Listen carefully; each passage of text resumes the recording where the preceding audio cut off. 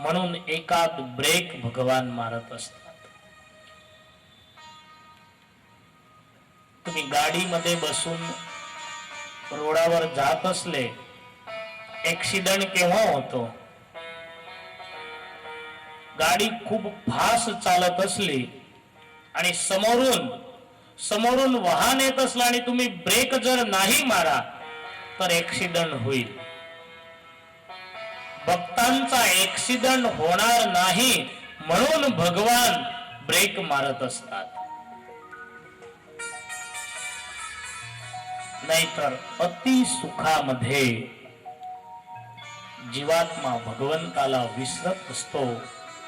म्हणून पांडवांच्या जीवनामध्ये हे दुःख भगवंतांनी ठेवलं.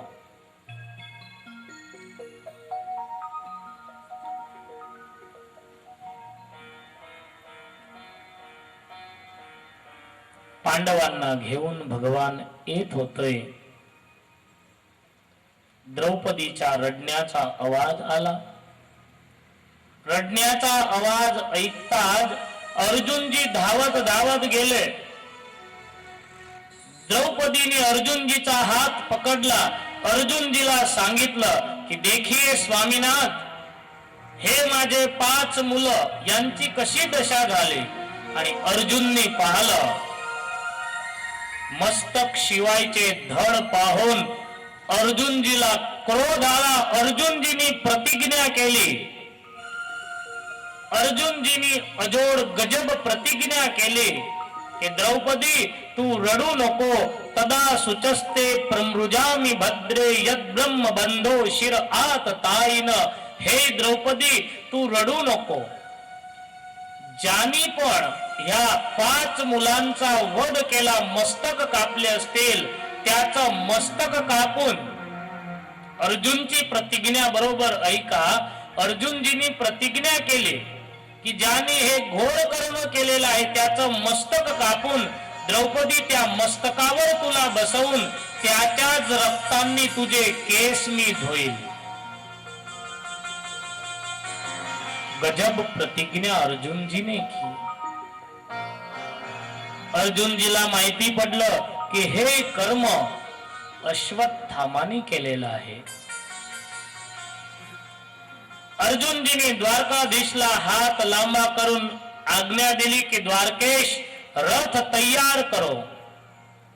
ज्याप्रमाणे कोणी शेठ ड्रायव्हरला आज्ञा करतो की चल गाडी तयार कर, त्याप्रमाणे अर्जुनजींनी आदेश दिया कि द्वारकेश रथ तयार करो.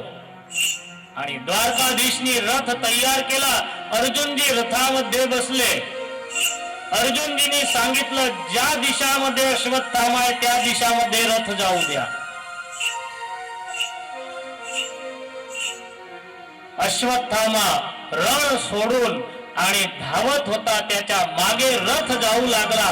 समोरासमोर युद्ध झालं. अर्जुन आणि अश्वत्थामा दोघांच्या मध्ये घोर युद्ध झालं. अश्वत्थामाने ब्रह्मास्त्र सोडलं. अश्वत्थामाला ब्रह्मास्त्र सोडता येत होतं, परत घेता येत नव्हतं. अर्जुनजी जवळ 2 विद्या होत्या. भगवान द्वारकाधीश यांनी अर्जुनजीला सांगितलं की अर्जुन तू पण ब्रह्मास्त्र सोडून 2 ब्रह्मास्त्रांना शांत करा, नाहीतर आताच त्रिलोकी नष्ट होऊन जाईल, नाश होऊन जाईल. अर्जुनजींनी ब्रह्मास्त्र सोडून 2 ब्रह्मास्त्रांना शांत केलं. समोर अश्वत्थामा उभा होता. अर्जुनजी रथामधून खाली कुदले आणि अश्वत्थामाला पकडलं आहे. म्यानमधून तलवार काढली. अश्वत्थामाचं डोकं उडवून देऊ. प्रतिज्ञा होती की ज्याने पण घोर कर्म केलाय त्याचं मस्तक कापून त्या मस्तकावर द्रौपदीला बसवायचं. अर्जुनजीने म्यानमधून तलवार काढली. पण अर्जुनजीच्या हृदयामधून आवाज निघाला की अर्जुन आप वैष्णव हो, आप भगवान के भक्त हो. दुश्मनीने दुश्मनीचा बदला घेतला जात नाही. दुश्मनावट ज्याच्या सह असली त्याच्या सोबत जर तुम्ही शत्रुता ठेवा तर ते शत्रुता वाढत जाते. हे भक्ताचे लक्षण नाही. भक्ताचे लक्षण ते आहे, एक संत महात्म्यांना एक साधु पुरुष रास्ते से जा रहे थे, उसको किसी ने गाली दी. महात्म्याला कोणी शिव्या दिल्या. तिथे एक सद्ग्रहस्थ आला आणि महात्म्याला म्हणू लागला की अरे संत, तुम्हाला हा केव्हाचा शिव्या देत आहे. त्यावेळी संत महात्माने सुंदर जवाब दिया कि देखो भाई, जिस दुकान में जो माल होता है वही दुकान में वही माल मिलता है. कोणी वांग्याचे टोपले घेऊन बसले असले आणि त्याच्याजवळ तुम्ही जाऊन म्हणा की सोन्याचा दागिना मला हवा आहे, तर त्याच्याजवळ दागिना भेटेल. दुकानामध्ये जो माल असतो तोच आपण घेऊ शकतो. सोनीच्या दुकानामध्ये जा आणि तिथे म्हणा की मला 1 किलो वांगे पाहिजे, तर तिथे वांगे मिळतील.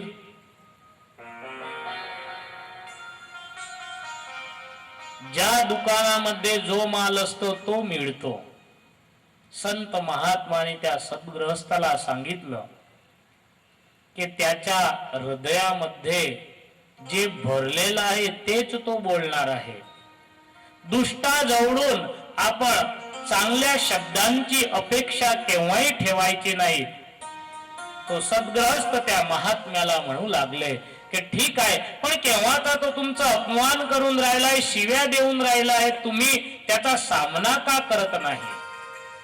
त्यावेळी त्या संत महात्माने सांगितलं, तो जर त्याची दुष्टता सोडत नसला, तो जर त्याची दुष्टता सोडत नसला तर मी माझी साधुता कशाला सोडू. तो जर त्याची दुष्टता सोडत नसला तर मैं भी मेरी साधुता नहीं छोडूंगा. मी जर माझी साधुता सोडून दिली तर त्याच्यामध्ये आणि माझ्यामध्ये काय फरक राहील. हम दोनों एक सरखे हो जाएंगे.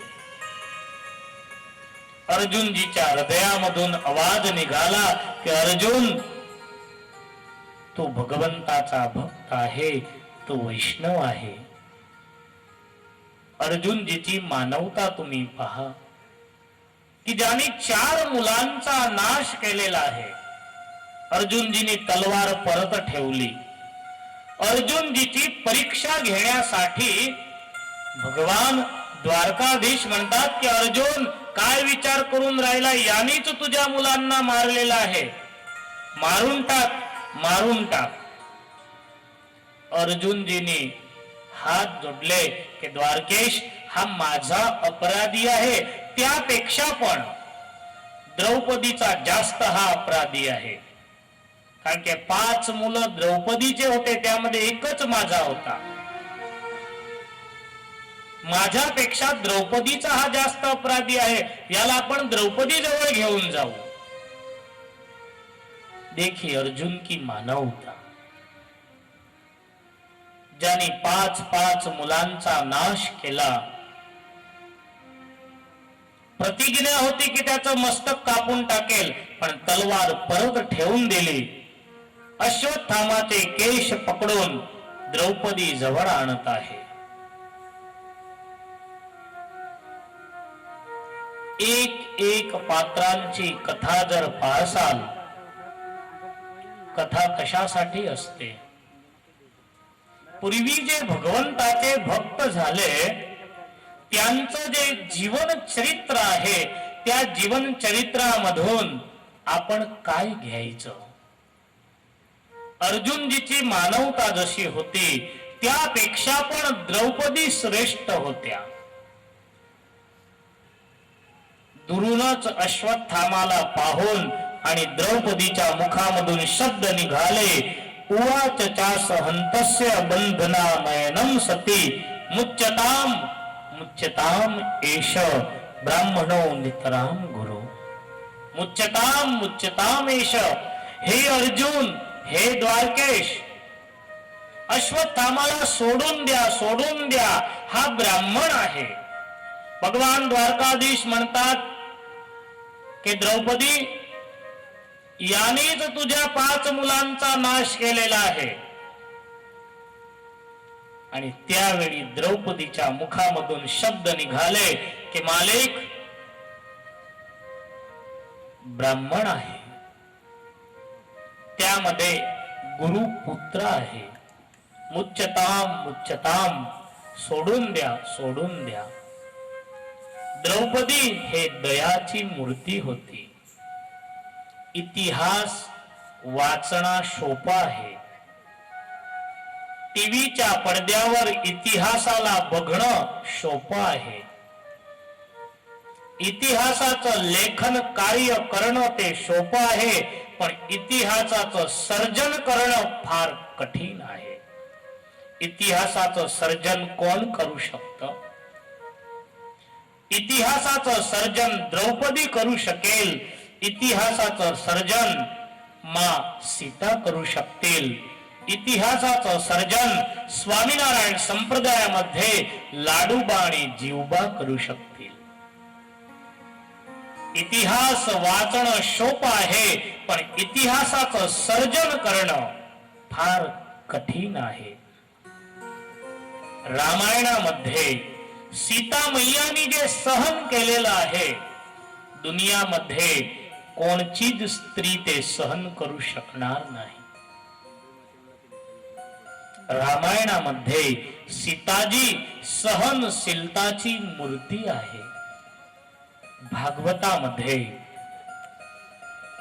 द्रौपदीनी जे सहन केलेलं आहे, द्रौपदी दयाची मूर्ती आहे. आणि सत्संगी जीवन स्वामीनारायण संप्रदायामध्ये लाडूबा आणि जीवबा, एबल बापूच्या या 2 मुली, दादा खाचरच्या या 2 बहिणी यांनी स्वतःच्या जीवनामध्ये जे समर्पण केलेलं आहे, आपण सोडू शकतो, पण यांनी जीवनामध्ये जे समर्पण केलेलं आहे, दुनियामध्ये कोणीच समर्पण करू शकणार नाही. एबल बापू जेव्हा मृत्यूच्या पथारीवर पडले होते, एबल बापूने भगवान सहजानंद स्वामी जवळ दादा खाचरचा हात दिला. जीवबा लाडूबाला बोलावून सांगितलं की आजपासून हा दादा भगवान सहजानंद स्वामीचा आहे. हा दरबार, माझी जे सर्व प्रॉपर्टी आहे, माझी जे मिलकत आहे, ते माझी नाही, सहजानंद स्वामीची आहे. बोलणं सोपं आहे, समर्पण करणं फार कठीण आहे. आपण कोणाच्या घरी जातो त्यावेळी बोलणं फार सोपं आहे, तो हे घर तर भगवंताचंच आहे, भगवंतानीच आम्हाला दिलेलं आहे, हे सर्व भगवंताचंच आहे. बोलणं फार सोपं आहे, पण ज्यावेळी असे सत्कार्य होत असतात त्यावेळी किती आपण त्यामध्ये संपत्ती वापरतो ते महत्वाचं आहे. कथामध्ये जर पुढे समय मिळाला तर जीवबाने लाडूबाची जे समर्पण भावना होती, भगवान सहजानंद स्वामींनी त्यांची अशी परीक्षा केली होती, तांब्याच्या पत्रावर लिहून आणि घराच्या बाहेर त्यांना काढून दिलं होतं. स्वामीनारायण संप्रदायामध्ये समर्पणची मूर्ती म्हणजे दादा खाचरचा परिवार. इतिहासाचं सर्जन तोच करू शकतो की ज्याच्या जीवनामध्ये समर्पण भाव आहे, ज्याच्या जीवनामध्ये दया आहे, ज्याच्या जीवनामध्ये सहनशीलता आहे. आज द्रौपदी भगवान श्री कृष्णाला म्हणू लागले की मालिक मुच्यताम मुच्यताम एष ब्राह्मणो नितराम गुरु. अरे ब्राह्मण सर्वांचे गुरु असतात, याला सोडून द्या, याला सोडून द्या. भगवान म्हणतात की अर्जुनजीच्या प्रतिज्ञेचं काय होईल. अर्जुनजींनी तर प्रतिज्ञा घेतलेली आहे की ज्याने पण 5 मुलांचा वध केला असेल त्याचं मस्तक कापून त्या मस्तकावर द्रौपदीला बसवून त्याच्याच रक्ताने त्याचे हात कापून त्या रक्ताने द्रौपदीचे केश धुईल. जर अश्वत्थामाला सोडून दिलं तर अर्जुनजीच्या प्रतिज्ञेचं काय होईल. आणि अर्जुन क्षत्रिय आहे. क्षत्रिय जे प्रतिज्ञा घेतात ते क्षत्रियांना पूर्ण करावीच लागते. अर्जुनजीच्या प्रतिज्ञेचं काय होईल. भगवंताच्या शरणी पांडव गेलेले आहे. अर्जुनजींनी हात जोडले, प्रभू तुम्हीच याचा रस्ता दाखवा. भगवान द्वारकाधीश यांनी अर्जुन आणि द्रौपदी या दोघांची परीक्षा पूर्ण करून आणि रस्ता दाखविला की संभावितस्य चाकीर्ती मरणादितरिच्यते. गीताजी मध्ये याचा रस्ता दाखवलेला आहे की समाजामध्ये जे प्रतिष्ठित मनुष्य आहे त्यांचं अपमान ते मृत्यू करता पण भयंकर असतं. समाजामध्ये जे प्रतिष्ठित लोक असतात त्यांचं तुम्ही अपमान करा म्हणजे त्यांना असं वाटतं की अरे हे अपमान केलं, यापेक्षा जर माझं मृत्यू करून टाकलं असतं तर चांगलं झालं असतं. मरणादितरिच्यते. मृत्यूपेक्षा पण अपमान त्यांना भयंकर वाटत. भगवान द्वारकाधीश यांनी सांगितलं की अश्वत्थामाचा अपमान करा. त्याच्या डोक्यामध्ये जो मणी होता तो काढून घेतला. अश्वत्थामाचं अपमान केलं, तिथून त्याला सोडून दिलं. अश्वत्थामा बाहेर आला. पांडवांनी त्यांची सज्जनता सोडली नाही. अश्वत्थामा दुष्ट होता. बाहेर येऊन त्याने विचार केला. अश्वत्थामा त्याची दुष्टता सोडत नव्हता. अश्वत्थामाने विचार केला की माझा या लोकांनी अपमान केलं, अरे समाजामध्ये मी काय तोंड दाखव, यापेक्षा मला मारून टाकलं असतं, मृत्यूदंड दिला असता तर चांगलं झालं असतं. अपमानित झालेला अश्वत्थामा विचार केला की ह्या पृथ्वीला मी न पांडवी बनवून टाकतो. या पृथ्वीवर पांडवांचा वंश पुढे चालायला नको. अपमानाचा बदला घेण्यासाठी अश्वत्थामाने दुष्ट विचार केले. मनुष्य स्वतःच्या कर्मांनीच सज्जन आणि दुर्जन बनत असतो. जन्मापासून कोणी सज्जन नसतो, जन्मापासून कोणी दुर्जन नसतो. अश्वत्थामा जातीने ब्राह्मण आहे. जातीने ब्राह्मण आहे. रामायणामध्ये रावण कोण होता? पुलस्त्य महर्षीच्या वंशामध्ये रावणाच्या आजोबाचं नाव पुलस्त्य महर्षी होतं. रावण हा ब्राह्मण होता. भागवतामध्ये अश्वत्थामा हा ब्राह्मण होता. सत्संगी जीवनमध्ये कालिदत्तची कथा येते. कालिदत्त ओबी ब्राह्मण था. पण आज पण लोक ब्राह्मण असल्यावर सुद्धा त्यांचे कर्म असे घोर होते की कोणी स्वतःच्या मुलाचं नाव रावण ठेवत नाही.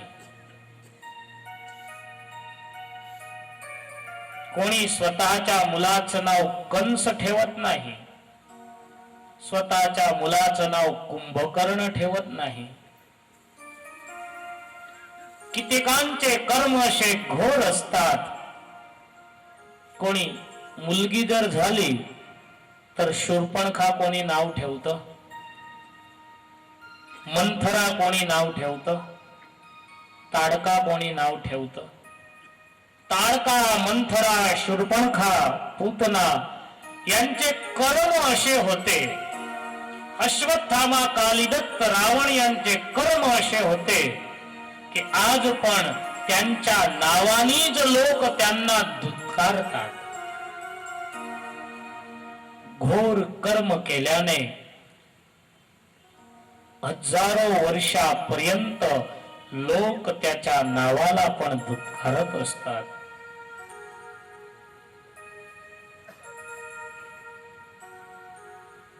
अश्वत्थामा विचार करतो की पांडवांचा वंश पुढे चालेल असा एकच बाळक, अभिमन्यू पत्नी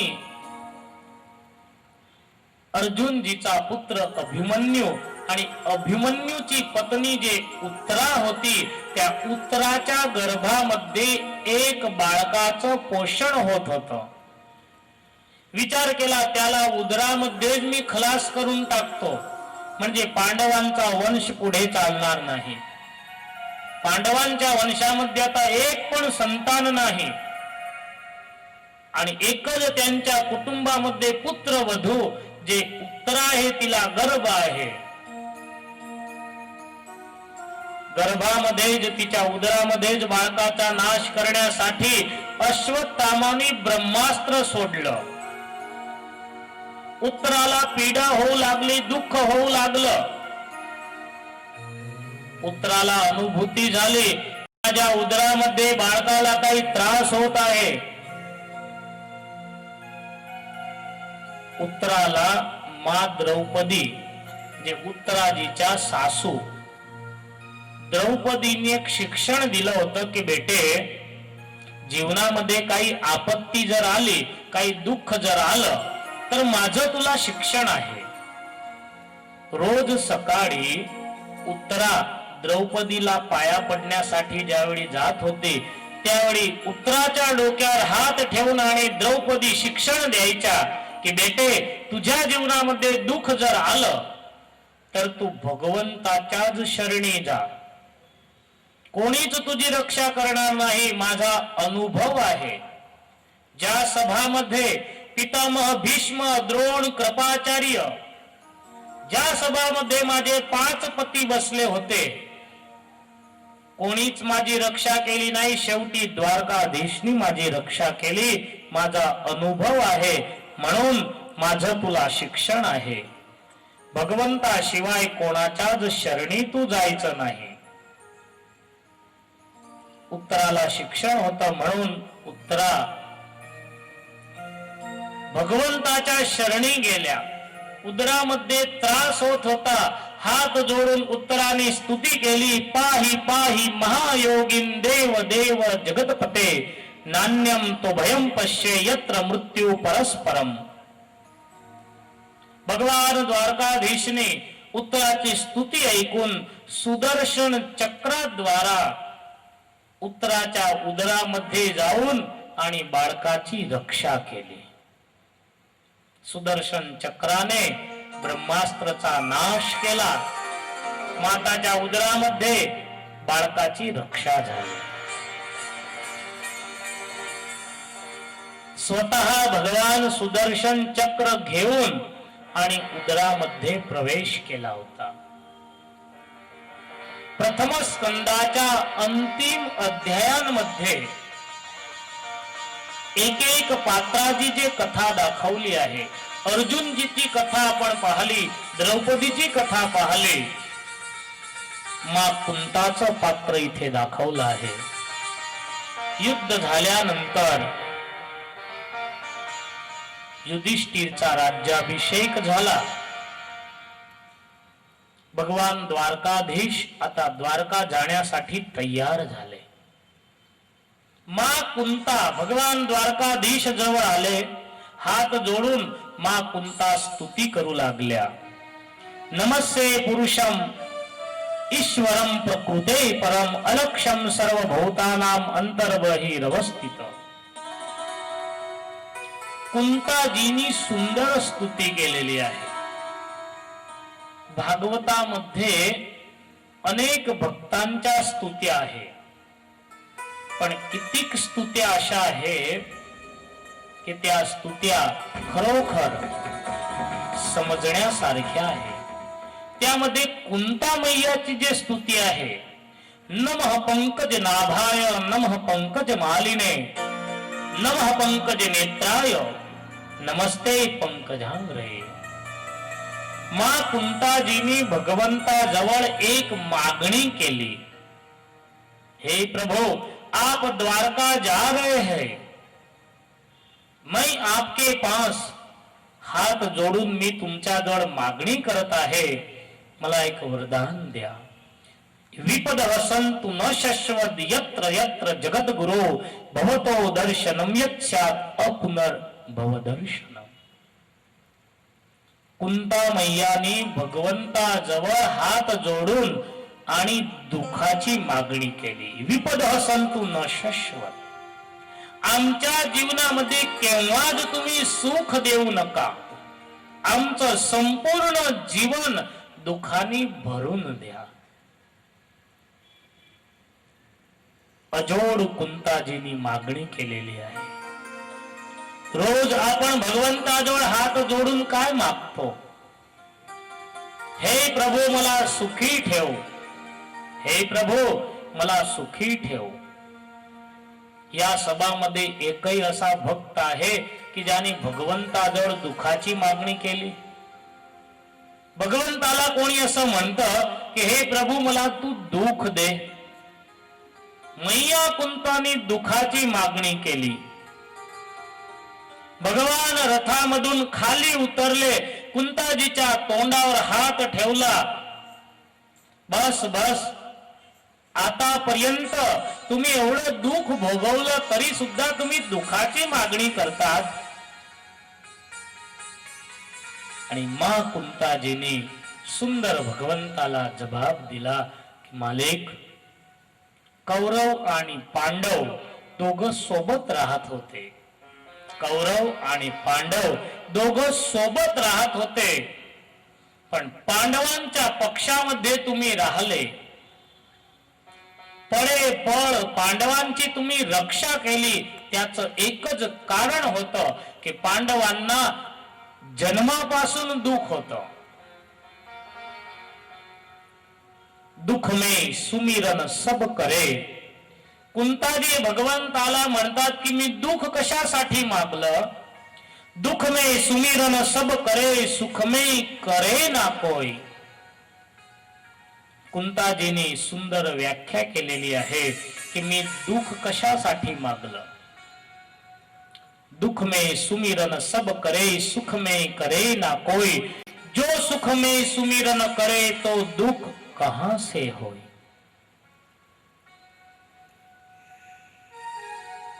बंगल्यामध्ये बसून, एसी हॉल मध्ये बसून, मर्सिडीज गाडीमध्ये बसून जर भगवंताचं स्मरण करा तर जीवनामध्ये केव्हाच दुःख येणार नाही. पण दुनियाचा क्रम असा असतो की दुःख आलं म्हणजे भगवान आपल्याला याद येतात. रस्त्याने चालत असतो, अनेक त्याच्या मनामध्ये, हृदयामध्ये विचार चालत असतात, भगवान त्याला याद येत नाही. चालता चालता जर झट लागली तर रामाचं नाव याद येतं. दुःखामध्येच भगवान मनुष्याला याद येत असतात. सुखामध्ये कोणी भगवंताला याद करत नाही. જ્યારે મુશ્કેલી આવી પડે ત્યારે તને યાદ કરો.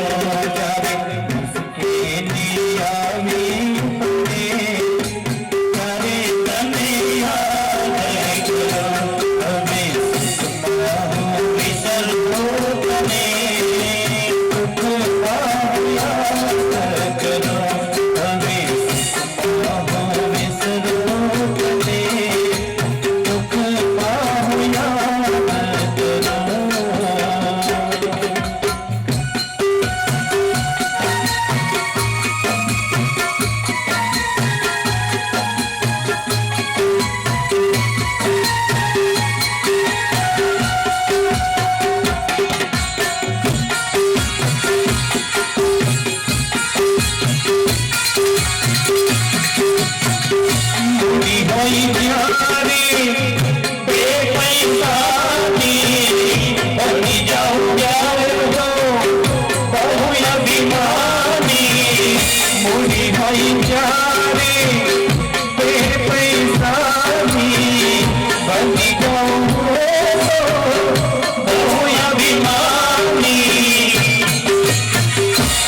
જ્યારે ખાવાના સાસા પડે ત્યારે તને યાદ કરો, જ્યારે ખાવાના સાસા પડે ત્યારે તને યાદ કરો.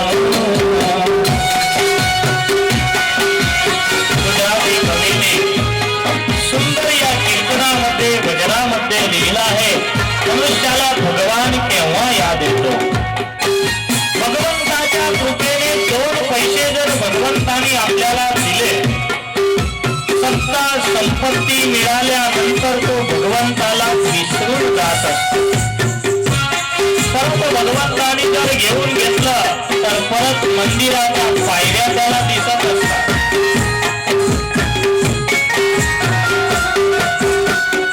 यौवन प्यारे आवी अगमान यौवन प्यारे आवी अगमान छेड़ती पापो पैसा मुखड़ा मलके यौवन प्यारे आवी अगमान छेड़ती पापो पैसा मुखड़ा मलके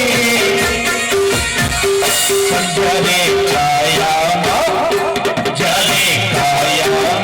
कीड़ा पड़े यारे तने याद करो काया कीड़ा पड़े यारे तने याद करो हमें हो विसरो तुझे तुमको याद करो.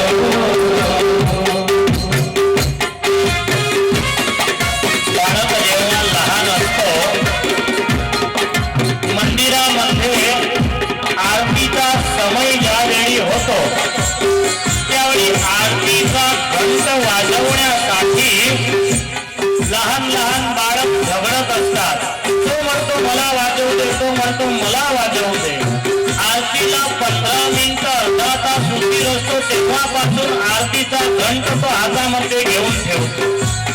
बाल्यावस्थामध्ये ज्या घंट वाजवण्यासाठी झगडा करत होता तोच मनुष्य जेव्हा युवान होतो, सुखी होतो, तेव्हा त्याला आपण म्हणा की मंदिरात जायचं नाही, तर म्हणतो आता माझ्याजवळ टाइम नाही. भगवंतानी सुखी केला म्हणून दर्शनासाठी पण त्याच्याजवळ टाइम नसतो.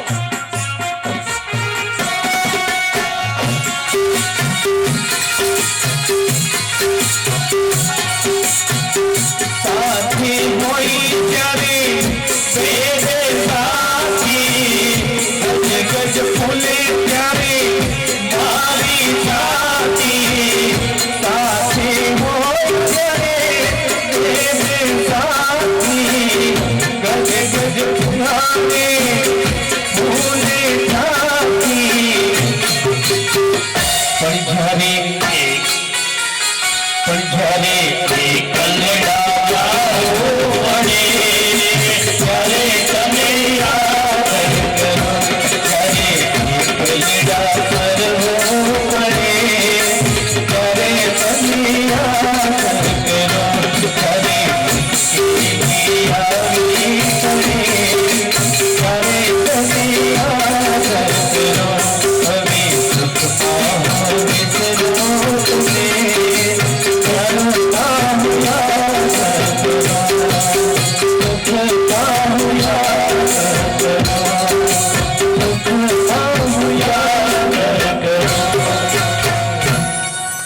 माँ कुंतानी दुखाची मागणी केली.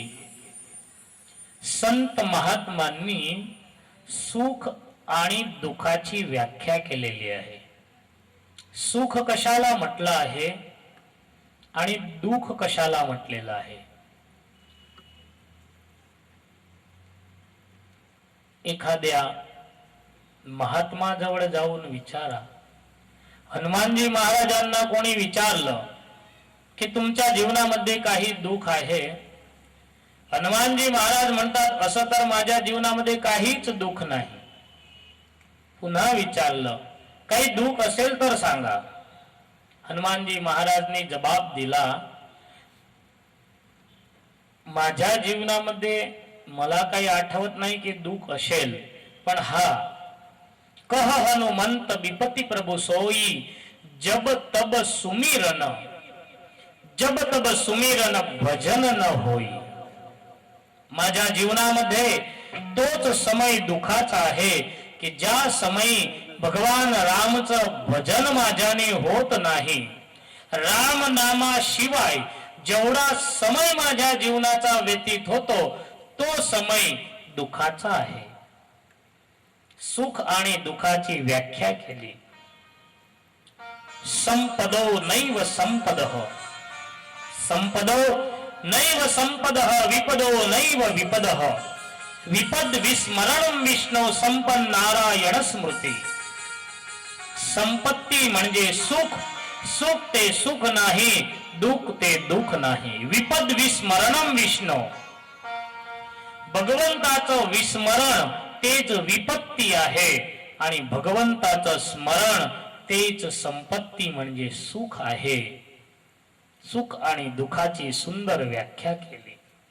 मा कुंतानी हात जोडून आणि भगवंताचे अनेक उपकार मानलेले आहेत. हे प्रभू, अनेक वेळ पांडवांची तुम्ही रक्षा केली, भीमाची रक्षा केली, लाक्षागृहामधून आमची रक्षा केली, द्रौपदीची लाज ठेवली.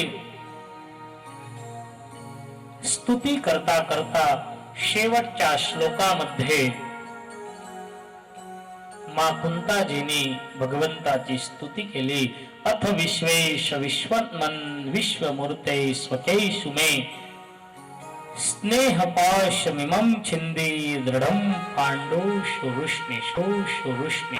हे प्रभो, स्नेह पास मिमं छिंदी दृढं पांडुषु वृष्णेषु. दोघ कुळांमधून माझा स्नेह तुम्ही तोडून टाका. भगवंताने कुंताजीला वरदान दिलेलं आहे. त्यानंतर सुंदर पितामह भीष्मची कथा आहे. प्रथम स्कंदाची जे अद्भुत कथा आहे, एक एक अजोड कथा आहे. पितामह भीष्म यांनी पण सुंदर भगवंताची स्तुती केलेली आहे.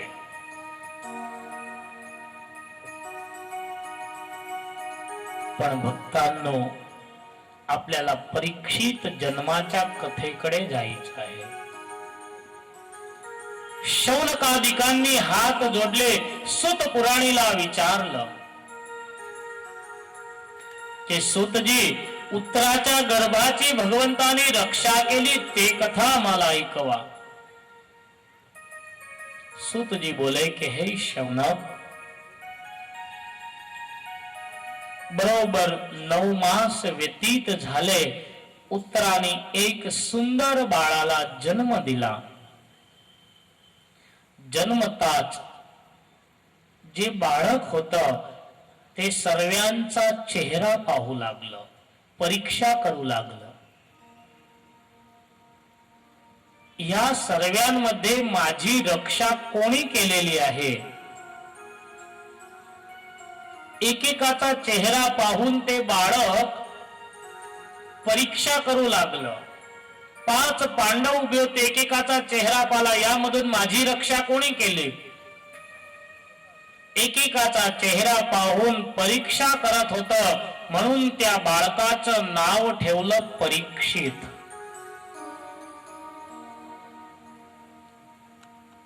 पांडवांनी नांदी श्राद्ध अधिक कर्म केले. विद्वान ब्राह्मणांना बोलवलं, ब्राह्मणांजवळून भविष्य कथन करवलं की हे बाळक पुढे जाता कसं होईल. ब्राह्मणांनी भविष्य सांगितलं की बाळक तर तुमचा फार तेजस्वी आहे. महाराजा युधिष्ठिर, भीम, अर्जुन, नकुल, सहदेव 5 पांडव तिथे हजर होते. 5 पांडवांच्या हाजरीमध्ये ब्राह्मण भविष्य सांगू लागले. परीक्षित राजाचं भविष्य सांगताना ब्राह्मण म्हणतात की शिबी राजा सारखा हा शरणागत वत्सल होईल, भरत सारखा ज्ञानी होईल. दोघ अर्जुन म्हणजे तुमच्यामध्ये जो अर्जुन आहे तो अर्जुन आणि सहस्रार्जुन या दोघ अर्जुनांसारखा पराक्रमी होईल, अग्नीसारखा दुर्गश होईल, समुद्रासारखा दुस्तर होईल, सिंहासारखा वीर, पृथ्वीसारखा सहनशील. वीर पराक्रमी असल्यावर सुद्धा पृथ्वीसारखा सहनशील होईल, समभाव मध्ये ब्रह्मासारखा. एवढंच नाही, ब्राह्मण म्हणतात आश्रय सर्व भूतानां यथा देवो रमाश्रय. आश्रय सर्व भूतानां यथा देवो रमाश्रय. ज्याप्रमाणे या ब्रह्मांडामध्ये देव, मानव आणि दानव या सर्वांचं आश्रयस्थळ, सर्वांच्या जीवनामध्ये दुःख आलं तर सर्वे शेवटी कोणाच्या शरणी जातात? रमाश्रय. रमा म्हणजे लक्ष्मी, लक्ष्मीपतीच्या शरणी जातात. सर्व जीव प्राणी मात्र्यांना आश्रयासाठी भगवान रमापती सारखे हे होतील. सर्व सद्गुण महात्म्य ईश कृष्ण मनोरथ रंती देव इवोदारो यातीरिव धार्मिक. परीक्षित महाराजचं एक एक लक्षण, रंतीदेव राजासारखे उदार होतील, यती राजासारखे धार्मिक होतील, बली राजासारखे धीरजवान होतील, भक्त प्रल्हाद सारखे भक्त होतील. भविष्य सांगता सांगता ब्राह्मण म्हणतात परंतु त्यांचं जे मृत्यू आहे ते ब्राह्मणांच्या शापाने होईल. तक्षकादात्मनो मृत्यू द्विजपुत्रोपसर्जितात. एक ब्राह्मण बाळाच्या शापाने, तक्षक दंशाने यांचं मृत्यू होईल.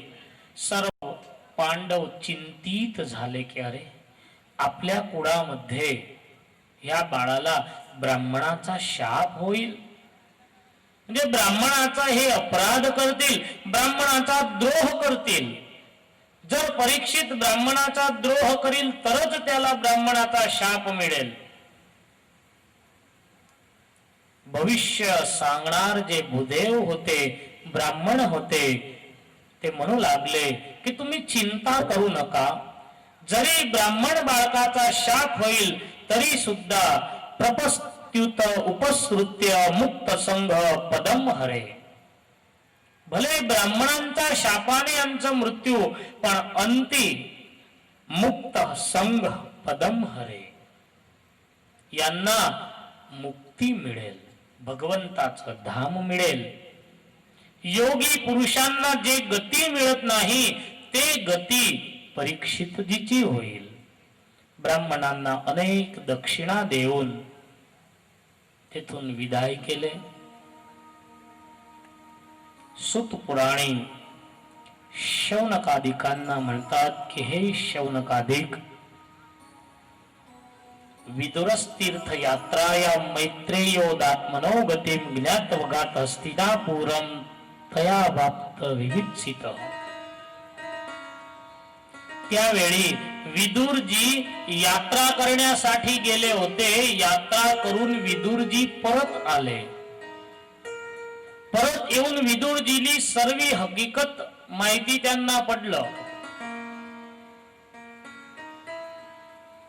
विदुरजीनी स्वतःच्या नजरने पाहिलं धृतराष्ट्र आणि गांधारी या दोघांची सेवा पांडव कुंतापेक्षा पण श्रेष्ठ करत होते. कुंताजीची सेवा करण्यापेक्षा पण गांधारी आणि धृतराष्ट्राची उत्तम सेवा होत होती. विदुरजीला असं वाटलं धन्य आहे पांडुपुत्रांना, धन्य आहे युधिष्ठिर, अर्जुन, भीम, नकुल, सहदेवला. ज्या धृतराष्ट्रांनी पांडवांना त्रास देण्यासाठी काहीच कचास ठेवलेली नाही, खूप त्रास दिला, ज्यांचा नाश करण्यासाठी पण अनेक प्रयत्न केले, तरी सुद्धा आज पांडव मां कुंताची सेवा करतात, त्यापेक्षा पण श्रेष्ठ, त्यापेक्षा पण उत्तम प्रकाराने धृतराष्ट्र आणि गांधारीची सेवा करत आहे. विदुरजी धृतराष्ट्र आणि गांधारी जवळ आले. विदुरजीने धृतराष्ट्राला सावधान केलं, धृतराष्ट्राला उपदेश दिला की तुम्हाला शरम यायला पाहिजे की ज्यांना मारण्यासाठी, ज्यांचा नाश करण्यासाठी तुम्ही अनेक प्रयत्न केले, त्यांच्याच हाताने आज तुमची सेवा होत आहे, तुम्हाला धिक्कार आहे.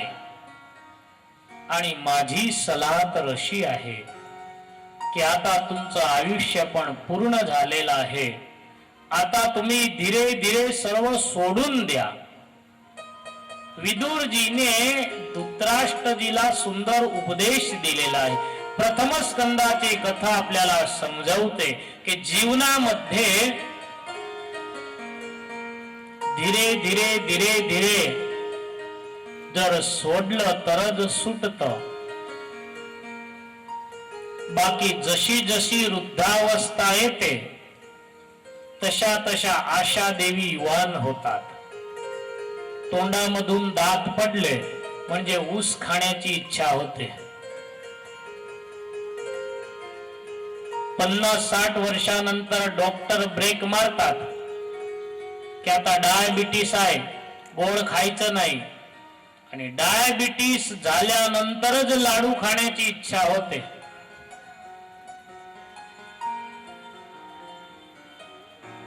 सत्यनारायणच्या कथामध्ये जातो पण मन शिऱ्याच्या प्रसादामध्ये राहत. आणि डायबिटीस फक्त चहामध्येच येतो. कुठे चहा जर बनवली तर म्हणतात की मला डायबिटीस आहे, माझ्यासाठी साखर शिवायची चहा बनवा. डायबिटीस फक्त चहामध्येच येतो. लाडू मध्ये, मोहनथाळामध्ये डायबिटीस येत नाही. वृद्धावस्थामध्ये इच्छा जास्त प्रबळ होत असतात.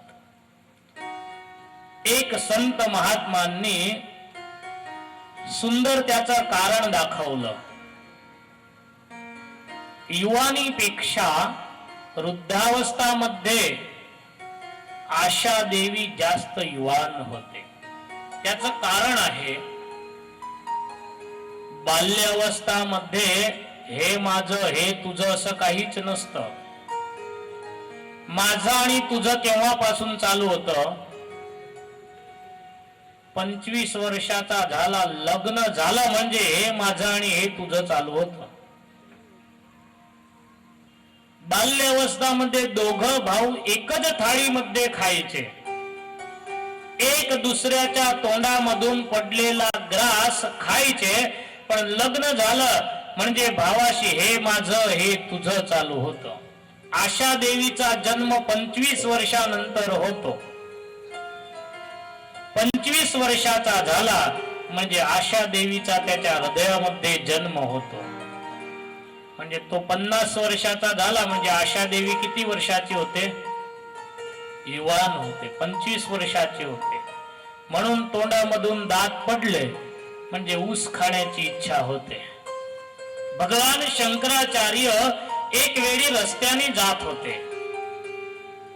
80 वर्षाचा म्हातारा एक झाडाखाली बसून संस्कृतचं पुस्तक घेऊन डुकरी करणे सूत्र पाठ करत होता. भगवान शंकराचार्य त्याच्या जवळ जाऊन आणि त्याला उपदेश देऊ लागले की मूर्खा, आता हे डुकरी करणे तुला काम लागणार नाही. भज गोविंदम, भज गोविंदम. हे मूर्खा, हे मूढमते, भगवान शंकराचार्यांनी त्याला सुंदर उपदेश दिला की हे ज्ञान तुला आता काम लागणार नाही. आजच्या 21व्या सदीमध्ये प्रौढ शिक्षण चालू केलेलं आहे. आपला त्यामध्ये काही विरोध नाही, पण प्रौढ शिक्षण चालू करण्यापेक्षा त्यांना सत्संगामध्ये बसवण्याची फार जरूर असते. 60 वर्षानंतर, 70 वर्षानंतर की 80 वर्षानंतर त्यांना शिक्षणाची काही आवश्यकता नाही. शिक्षणाची आवश्यकता बाल्यावस्था, युवावस्थामध्ये असते. जीवनभर ज्यांनी हातामध्ये पेन पाटी घेतली नाही, पुस्तक घेतलं नाही, 60 वर्षानंतर त्यांच्या हातामध्ये पाटी देऊन काय करणार? प्रौढ़ शिक्षण का मेरा विरोध नहीं है, लेकिन उसको जरूरत नहीं हम की. वो अब किनारे पे बैठा है, किनाऱ्यावर बसला आहे. त्यांना नाव लिहिता येवो की न लिहिता येवो त्याला जरूर नाही. त्याला जरूर आहे भगवंताच्या नामस्मरणाची, त्याला जरूर आहे जपमाळाची. भगवान शंकराचार्य त्याला म्हणतात भज गोविंदम भज गोविंदम गोविंदम भज मूढमते प्राप्ते सन्निहिते मरणे नहीं नहीं रक्षति डुक्री करणे. अंतकाळी रक्षण करण्यासाठी काय काम लागणार आहे? अंत समयी भगवंताचं नाव स्मरण केलेलं असलं तेच त्याच्या काम येणार आहे. पण जशी जशी आपली उमर होते, सुंदर चरपट पंजरिकामध्ये भगवान शंकराचार्याने लिहिलेलं आहे अंगम गलितम पलितम मुंडम दशन विहीनम जातम तुंडम वृद्धो याति गृहीत्वा दंडम तदपि न मुंचति आशा पिंडम. अंगम गलितम, मनुष्याचे एक एक अवयव गलित होऊन जातात. दशन विहीनम जातम तुंडम, डोळ्यांची शक्ती कमी होते, केस उजे होऊन जातात, हातामध्ये काठी येते. पायांची शक्ती कमी होते, हाताची शक्ती कमी होते. हातामध्ये पाण्याचा ग्लास घेतो तरी तो ग्लास डान्स करू लागतो. उभा राहतो तरी पाय त्याचे डान्स करतात. अंगम गलितम पलितम मुंडम. भगवान शंकराचार्य म्हणतात हातामध्ये काडी येते तरी सुद्धा तदपि न मुंचति आशा पिंडम, तरी सुद्धा त्याची आशा तृष्णा सुटत नाही. विदुरजी धृतराष्ट्राला उपदेश देत आहे की समजून जर सोडा तर उत्तम आहे, नाहीतर शेवटी काळ आपल्याला धक्का मारून सोडवून देईल.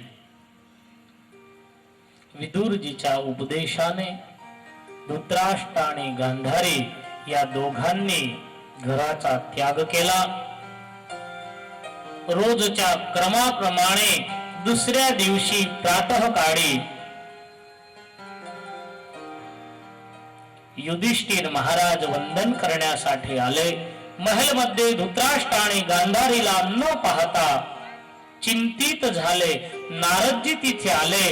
नारदजींनी सर्व हकीकत सांगितली की आजपासून 5व्या दिवशी दोघं धृतराष्ट्र आणि गांधारी देहाचा त्याग करतील. आत्मकल्याणासाठी ते गेले आहे. तुम्ही पण आता तयारी करा. थोड्याच समयामध्ये कलियुगाचा प्रारंभ होणार आहे. युधिष्ठिर यांनी अर्जुनजीला द्वारकाकडे पाठवलं. लगबग 6 महिन्याचा समय व्यतीत झाला. युधिष्ठिरला स्वतःच्या राज्यामध्ये हस्तिनापूरमध्ये कुठे कुठे कलियुगाचं दर्शन होऊ लागलं. व्यवहारामध्ये कपट क्लेश कंकास दिसू लागले. अर्जुनजीला पाठवलं तर 6 महिने व्यतीत होऊन गेले, अजून आले नाही. एक वेळी महाराजा युधिष्ठिर गावामध्ये निघाले. एक घराला कुलूप मारलेलं दिसलं. युधिष्ठिर विचार करतात की माझ्या राज्यामध्ये कुलूप,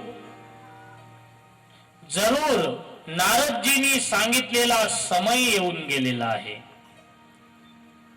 एक वैश्य आणि ब्राह्मण एक दुसऱ्याला घर विकत दिलं. आधी दोघांनी उदारता दाखवली, मग दोघं झगडत युधिष्ठिर जवळ आले. दोघांमध्ये क्लेश कंकास.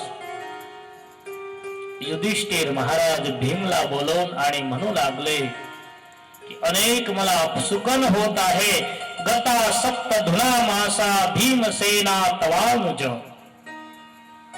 हे भीमसेन, तुझा लहान भाऊ म्हणजे अर्जुन 6 महिने झाले द्वारका गेले आहे, अजून परत आले नाही. तेवढ्यामध्ये निस्तेज झालेले अर्जुन समोरून आले, हात जोडले. महाराजा युधिष्ठिरजी म्हणतात की अर्जुनजी, तुमचं तेज कुठे गेलं? अर्जुनजीने हात जोडले. राजन, माफ करा. पिंडारक क्षेत्राच्या ऋषींच्या शापाने भगवान श्रीकृष्ण यदुकुळासहित सर्वांचा नाश झाला. श्रीकृष्ण माझं तेज घेऊन स्वधाम मध्ये गेले. एवढंच नाही, बड़े भैया, मैं यादव पत्नियों को लेके आ रहा था. रस्त्यामध्ये चोर लोकांनी मला लुटून घेतला. समय बलवान है, नहीं पुरुष बलवान. काबे अर्जुन लूटियो, वही धनुष्य वही बाण. ज्या अर्जुनजीने महाभारताच्या युद्धावर विजय मिळवला, तोच रथ होता, तोच अर्जुन, तेच घोडे, हातामध्ये तेच गांडीव धनुष्य. पितामह भीष्म, कर्ण, द्रोण सर्वांसमोर ज्यांनी विजय मिळवला, एक चोर लोकांनी अर्जुनजींना लुटून घेतलं. म्हणून लिहावं लागलं, समय बलवान आहे. दशमस्कंदाची कथा येईल, आपल्याला माहिती पडेल. कितीही शक्तिशाली मनुष्य असो, पण समयापुढे त्याला नतमस्तकी उभं राहावं लागतं. खुद ईश्वरच्या माबापला, ईश्वरच्या माता पिताला सुद्धा समयापुढे झुकून जावं लागतं. दशमस्कंदामध्ये वसुदेव देवकीच्या कथावून आपल्याला माहिती पडेल की समय बलवान आहे. आज कोणाच्या भिंतीवर जर आपल्याला जाहिरात लिहायची असली, भिंतीवर जर पोस्टर लावायचं असलं, तर आपल्याला परमिशन घ्यावी लागते. पण आपल्या ललाटामध्ये ज्यावेळी सुख आणि दुःख विधाता लिहिण्यासाठी येतो, त्यावेळी आपली परमिशन तो घेत नाही.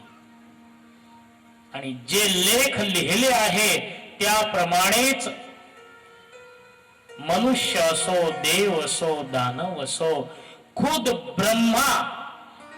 ब्रह्म ज्या वेळी या पृथ्वीवर प्रगट होतो, भगवान ज्या वेळी या पृथ्वीवर मनुष्य देह धारण करून येत असतात, त्यावेळी भगवान पण विधाताच्या लेख प्रमाणेच चालत असतात. सुखदेवजी सूत पुराणे शौनकादिकांना म्हणतात, हे शौनकादिक, पांडवांनी विचार केला, नारदजींनी सांगितलेला समय आता येऊन गेला आहे. परीक्षितजीला बोलवून परीक्षितजीचा राज्याभिषेक केला. परीक्षितला उपदेश दिला. धर्म, न्याय, नीती, सदाचाराने प्रजाचं रक्षण करायचं. अतिथी अभ्यागत ब्राह्मण संत साधू यांना मान सन्मान द्यायचा. अनेक आशीर्वाद देऊन आणि पांडव स्वर्गारोहण करतात, स्वर्गाकडे जातात. महाराजा परीक्षित राज्य करू लागले. ततः परीक्षित द्विजवर्य शिक्षया महिम महाभागवत शशासह यथा सुत्यामभिजात कोविदा समादिशन विप्र महत् गुणस्तथा. पांडव गेल्यानंतर महाराजा परीक्षित यांचं लग्न उत्तर प्रजापतीची कन्या इलावती सह झालं. इलावती आणि परीक्षितजीला 4 संतान झाले. जन्मेजय सर्वात मोठे होते. अनेक यज्ञ परीक्षितजींनी केले. अश्वमेध यज्ञ केले. एक वेळी अश्वमेध यज्ञाचा अश्व घेऊन आणि परीक्षित जात होते. रस्त्यामध्ये त्यांना एक दृश्य दिसलं. एक क्षुद्र गाय आणि बैल या दोघांना मारत होते.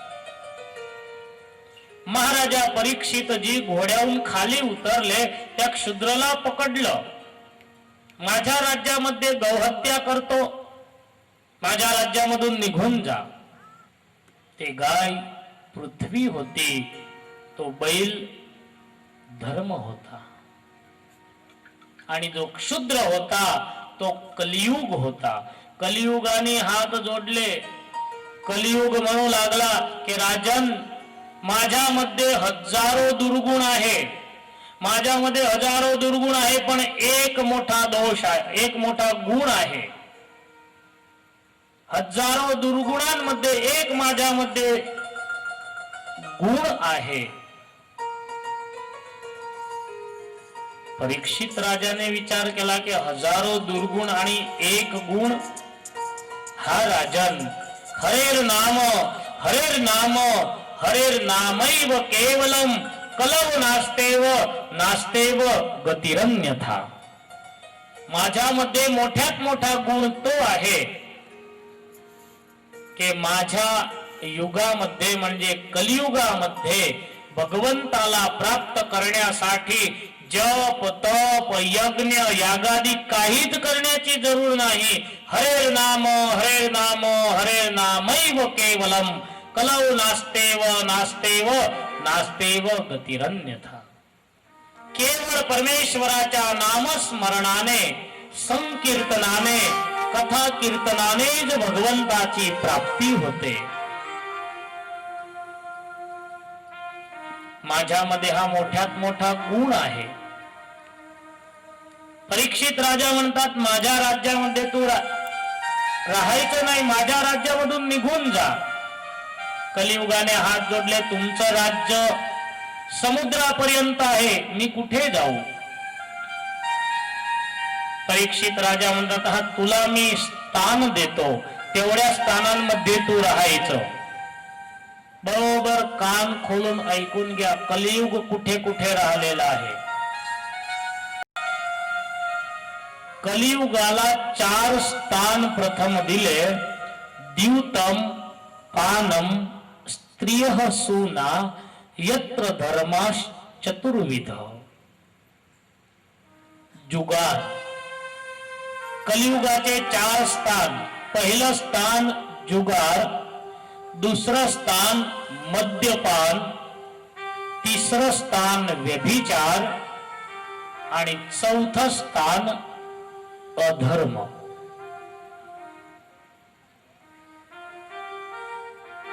कलियुगाने हात जोडले कि राजन, मेरा परिवार तो बहुत बड़ा है, ये 4 स्थान मुझे कम पड़ेंगे. पुनश्च याचमानाय जात रूप मदा प्रभो ततोमृतम मदम कामम रजो वैरम च पंचमम. हे 4 स्थान मला कमी पडतील. राजाने 5वं स्थान दिलं सुवर्ण. सोन्यामध्ये कलियुगाचा वास. कलियुगाला आनंद झाला. 5वं स्थान मला मिळालं हो. 5व्या स्थानामागे अनृतम मदम कामम रजो वैरम. सुवर्णामागे अनेक स्थान मला मिळाले. असत्य, अभिमान, काम, वैर हे सर्व सुवर्णामागे मिळाले. सोन्यामध्ये कलियुगाचा वास असा भागवतजीचा प्रथम स्कंद लिहितात.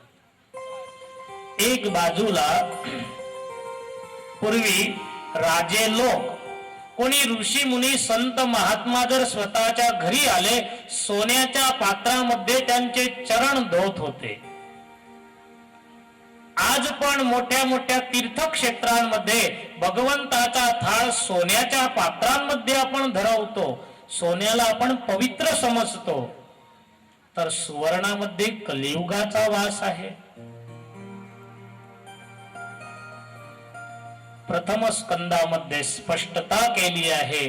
अनिती आणि अन्यायाने मिळवलेलं जे द्रव्य, अनिती अन्यायाने प्राप्त केलेल्या सुवर्णामध्ये कलियुगाचा वास आहे. कलियुगाने विचार केला की राजन, तू मला स्थान दिले आहे, समय येऊ दे, तुला पण मी सोडणार नाही. अनिती अन्यायाने मिळवलेलं जे सुवर्ण, त्यामध्ये कलियुगाचा वास असतो. कलियुग तिथून गेला. पृथ्वी जे गायचं रूप घेऊन आली होती त्यामध्ये आणि परीक्षित मध्ये सुंदर संवाद सांगितलेला आहे. पण त्या कथेकडे आपल्याला जायचं नाही. परीक्षितला शाप कसा झाला, कशामुळे शाप झाला, ते कथा आपण पाहू. सूत पुराणे शौनकादिकांना म्हणतात की हे शौनकादिक, एक वेळी परीक्षित राजाच्या राजमहल मध्ये एक पेटी होती. ती पेटी बंद होती. पांडवांनी परीक्षितजीला सांगितलं होतं की पेटी तू उघडायची नाही, हे पेटी तू उघडायची नाही असं सांगितलं होतं. आणि मनुष्याचा स्वभाव असतो, ज्या गोष्टीचा तुम्ही निषेध करा, ज्या गोष्टीचा निषेध करा